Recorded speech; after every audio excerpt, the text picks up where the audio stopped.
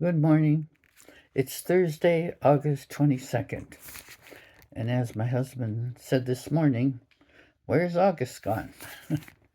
Well, as you know, um, as some of you know, we have moved to a new location. And so, of course, we're getting used to all the new things and the new life and everything. And this morning, actually, when we moved in, there was a screen door. And it had a little band-aid because there was a little hole in it, and someone had put a band-aid in it to cover the hole. And so I mentioned it to the property managers. They came out, and he was working. He thought, no sweat, easy, put a new screen on. So he tried, and it wouldn't work.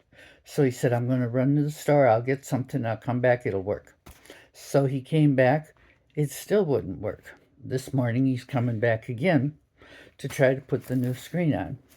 And my husband said, he said, well, he's trying to put a new screen on an old frame, and so it doesn't fit. And right then and there, I knew the silver linings, which is Luke chapter 5. And the Pharisees and them were asking Jesus, why do the disciples of John fast and make prayers and do things like they're supposed to, but you don't, and your disciples eat and drink? And he said, no one puts a piece of a new garment on an old one. Otherwise, the new makes a tear, and the piece that was taken out of the new does not match the old. Well, there's your band-aid. Then Jesus goes on to say, and no one puts new wine into old wineskins, or else the new wine will burst the wineskins and be ruined, and the wineskins will be ruined. But new wine must be put into new wineskins, and both are preserved. And his point was, he is the new way. And so they had to do things a new way. When you start a new chapter of your life, you can't do things the old way. You can't have the same routines. Lots of things change. And you have to understand that's just how it is. And it's to me, it's so obvious because someone had put a band-aid on the screen door. That wasn't going to work. And so now he's trying to put a new screen on an old frame, which he's having a lot more trouble than he expected. He said he thought it would just be a 5-minute job.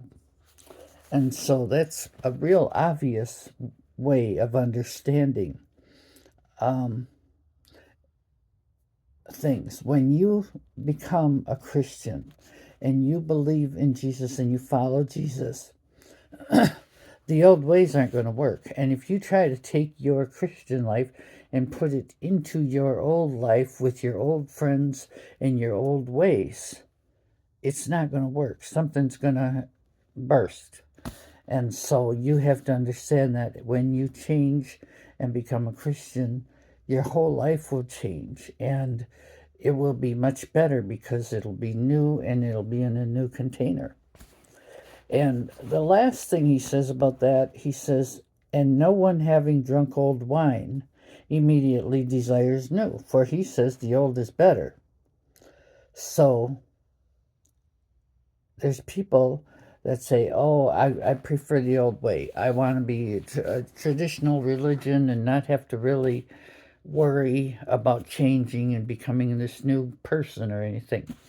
And there are people that want to always stick to the old ways. And that doesn't work. But because they think it's better until they try something new, you have to try it. And you have to give it a little bit of time and let it eventually show you the truth that your new way is better than your old ways. So I hope that helps someone today because it was pretty obvious to me. And you have a great day, and God bless you.